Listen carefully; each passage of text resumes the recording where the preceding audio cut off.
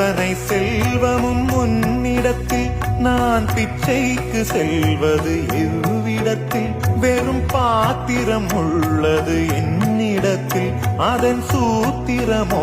அது உன்னிடத்தில் ஒரு முறையா இருமுறையா பல முறை பல பிறப்பெடுக்க வைத்தாய் புதுவினையா பழவினையா கணம் கணம் தினம் என்னை துடிக்க வைத்தாய் பொருளுக்கு அலைந்திடும் பொருளற்ற வாழ்க்கையும் துரத்துதே உன் அருள் அருள் அருள் என்று அலைகின்ற மனம் இன்று பிதற்றுதே அருள் விழியால் நோக்குவாய்